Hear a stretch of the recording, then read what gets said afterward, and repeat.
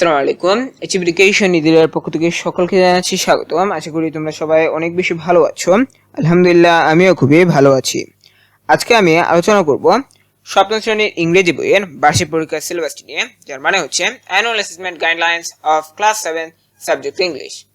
এটির জন্য কিন্তু তোমরা অনেকদিন ধরে অপেক্ষা করছিলেন, কারণ এই সিলেবাস বা কিভাবে প্রশ্ন হবে এটি জানতে পারলে তোমাদের কিন্তু পড়তে খুবই সুবিধা হয়। কোন কোন অধ্যায় আসবে সেটি জানলে তোমরা সেগুলো পড়তে পারো। এখানে বার্ষিক পরীক্ষার যে সিলেবাসটি এখানে দেওয়া রয়েছে, এখানে প্রথমে দেখতে পাচ্ছ যে আমাদেরকে কিছু গাইডলাইন দেওয়া আছে। কি দেওয়া আছে? কিছু গাইডলাইন দেওয়া আছে, অর্থাৎ পরীক্ষাগুলো কিভাবে নেওয়া হবে।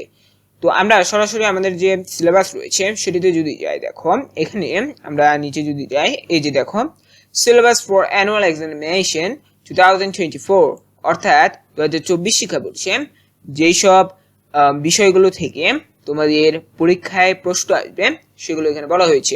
তোমরা একটু ভালো করে দেখো যে এখানে এক্সপেরিয়েন্স বা চ্যাপ্টারগুলো হচ্ছে 8তম অধ্যায়, 12তম অধ্যায়, 13তম অধ্যায়, 14তম অধ্যায়, 15তম অধ্যায়, 16তম অধ্যায়। এখানে দেখো হিরোজ অফ বেঙ্গল, এটি হচ্ছে 76 থেকে 83 পৃষ্ঠা পর্যন্ত তোমাদের পড়তে হবে। সুভাষ প্রমিস, এটা তোমাদের পড়তে হবে 113 থেকে 125 পৃষ্ঠা পর্যন্ত। Be the best of whatever you are, এখানে তোমাদের 126 থেকে 134 পৃষ্ঠা পর্যন্ত পড়তে হবে। আওয়ার ল্যাঙ্গুয়েজ মুভমেন্ট, এটা পড়তে হবে 135 থেকে 148 পৃষ্ঠা পর্যন্ত। রাইটিং উইথ এ পারপোজ, এটা তোমাদেরকে পড়তে হবে 149 থেকে 154 পৃষ্ঠা পর্যন্ত।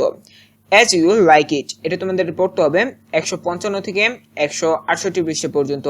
তো এটা হচ্ছে যে তোমাদের যেসব বিষয় পড়তে হবে, অর্থাৎ যেসব অধ্যায়গুলো পড়তে হবে সেগুলোর কত থেকে কত পৃষ্ঠা পর্যন্ত তোমরা পড়বে। এরপরে দেখো এখানে যদি আমরা নিচে যাই তাহলে আমরা দেখতে পাবো অ্যাসেসমেন্ট ফরম্যাট, যার মানে হচ্ছে যে পরীক্ষার মানবন্টনটা কেমন হবে। যে মৌলিক মানবন্টন রয়েছে সেটি একদম আসল মানবন্টনটি না, এটা হচ্ছে মৌলিক মানবন্টন, অর্থাৎ ভাগ বা পার্সেন্টেজ কত হবে।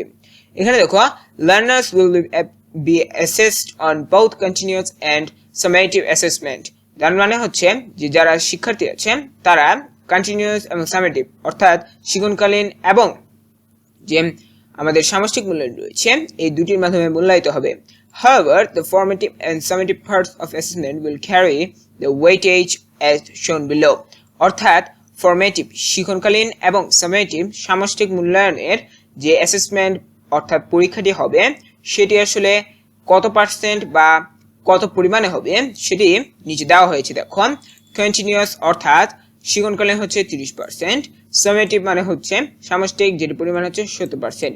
তো এটি হচ্ছে তোমাদের যে অ্যাসেসমেন্ট ফরম্যাট, অর্থাৎ মৌলিকভাবে যে ভাগটি হবে সেটি কেমন হবে। তো এর পরবর্তীতে আমি আরেকটি ভিডিওতে আলোচনা করব যে তোমাদের পরীক্ষার প্রশ্ন কেমন হবে, মানবন্টন কেমন হবে, পরীক্ষায় কত সময় থাকবে, এই বিষয়গুলো নিয়ে। তাই পরবর্তী ভিডিও দেখার আমন্ত্রণ জানিয়ে আমি আজকের মতো এখানেই শেষ করছি। আসসালামু আলাইকুম ওয়া রাহমাতুল্লাহ।